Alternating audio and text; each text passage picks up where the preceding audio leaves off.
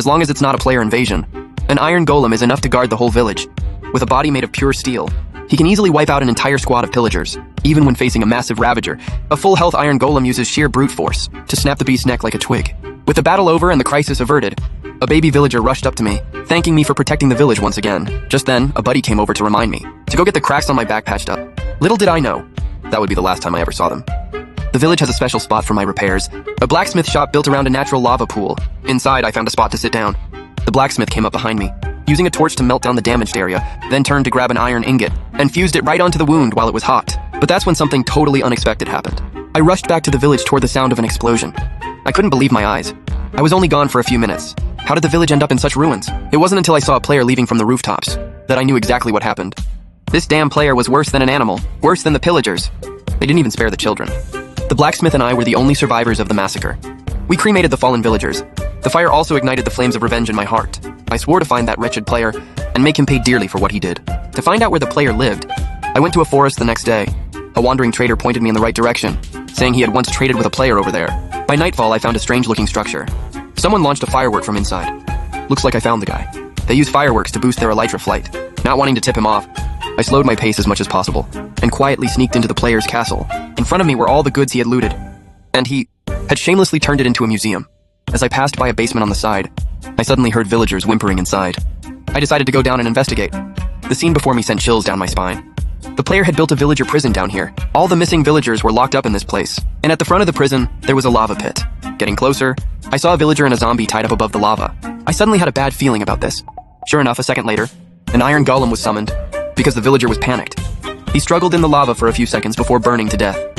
Before I could even recover from the shock, I spotted that damn player out of the corner of my eye. I immediately charged at him. However, the player calmly built up 3 blocks high. As soon as I got close, he knocked me back. Looking up, I realized this guy was fully geared out, and he was incredibly agile. But I'm no pushover either. Using brute force, I slammed him heavily onto the ground. Too bad my next 2 hits were completely blocked. His netherite sword was sharp, but my iron fists were unstoppable too. But then this camper pulled out a shield, putting me at a disadvantage instantly. He blocked several of my heavy punches with that shield. He was basically playing perfectly on both offense and defense. Relying on the shield to block, he managed to stab me multiple times. But I saw an opening, lifted him over my head and slammed him down hard. Then I followed up with 2 brutal hits. I closed in and hit him with an uppercut. At this point, the player started to retreat. Clearly, my strength was more than he imagined. But I quickly realized he wasn't just running away. He was going for a regeneration potion on the brewing stand. After he successfully downed the potion, his stamina and health instantly returned to peak condition. Being low on health myself, I was no longer a match for him. Damn it. I had to get out of there fast. But the player immediately drew his bow and shot me in the leg. With no choice, I had to limp away to save my life. By the time I climbed to the roof, my back was a pincushion of arrows. The player caught up and slashed me several more times, finally causing me to collapse helplessly. But his cruelty didn't end there. He stood on top of me, using his netherite sword to stab my body over and over again. Before my consciousness faded completely, I thought I saw that baby villager who died so tragically. That vision reignited my hatred for the player. I suddenly sprang up and used the last of my strength to throw him out the window. Then, dragging my broken body, before the player could react, I entered the nether portal in front of me. I knew very well that the player would chase me here soon, so I had to hide immediately. I didn't go down the stairs, but instead squeezed into a side tunnel, taking the road less traveled. Might be the only way to escape him. Sure enough, the player quickly caught up. He passed by the tunnel and noticed it. But luckily, he chose not to enter and check it, so I really dodged a bullet there. But my situation was still critical. The fight earlier had left my body covered in cracks. Every step felt like I was about to fall apart. When I exited the tunnel, I ran straight into 2 piglins. I couldn't tell if they were hostile, but my body was pushed to its absolute limit, and I collapsed right in front of them. Now, my fate was completely in their hands. They took me to see the Piglin King. The king stepped forward and yanked out the netherite sword stuck in my head. Then he ordered his minions to carry me into an iron cage. At this point, I still didn't know what their intentions were. I was lowered in the cage right above a lava pool. The intense heat quickly turned my body glowing red. 很快便将我的身体烤得通红。 Then the king pulled the lever again, pulling the cage back up. 2 small piglins immediately stepped up, patching the cracks in my body with iron ingots. And to fix my damaged head, they filled a container with molten iron and submerged my entire head in it to repair it. I don't know how much time passed, but when I woke up, I felt my body surging with power.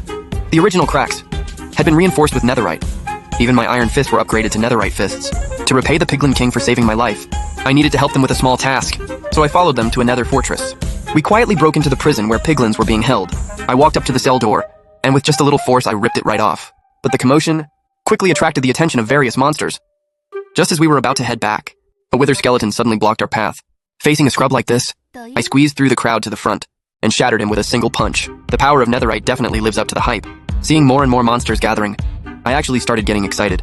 This was the perfect chance to test the power of my new Netherite fists, and the results did not disappoint. With the Netherite enhancement, I could practically smash their heads in with one hit. Even outnumbered and surrounded, I handled it with ease. Honestly, even that player couldn't have pulled this off. The more I fought, the better I felt, and my confidence grew. I ended the battle quickly. I said goodbye to the Piglin King, ready to continue my revenge. This time, I'm gonna beat that player until he cries for his mommy. Meanwhile, since the player couldn't find me, he had returned to his base. He crafted a brand new Netherite axe. When he turned around, I was already right in front of him. Now, his shield couldn't stop my heavy punches anymore. The fight had barely started, and I was already beating him back. His attacks felt like nothing to me, because my old injuries had been reinforced with Netherite. Facing my relentless pressure, the player was forced to play defense, but soon even defending became difficult. Let's put it this way, this player's days were numbered. He wouldn't last much longer. As the fight dragged on, the player exposed more and more weaknesses. Once I saw an opening, I unleashed a flurry of blows on his head. Realizing he couldn't beat me, he started trying cheap tricks. It was pathetic. In the face of my absolute power, any skill just ended up backfiring on him. With one full power strike, I kicked the bricks beneath us into dust, causing both me and the player to fall to the lawn below. Surprisingly, the player was still okay. He actually tried to use his elytra to escape, but I wasn't going to let that happen. I grabbed him and literally ripped him in two.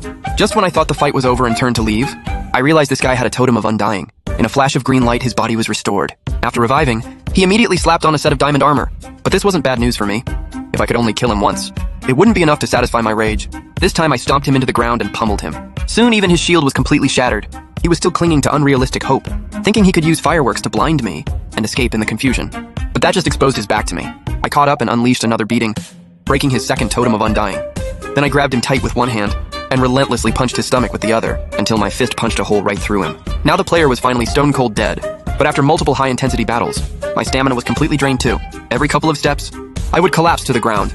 However, what I never expected was, after the player was truly dead, the entire server seemed to lose its purpose for existing. A few minutes later, the world completely disintegrated.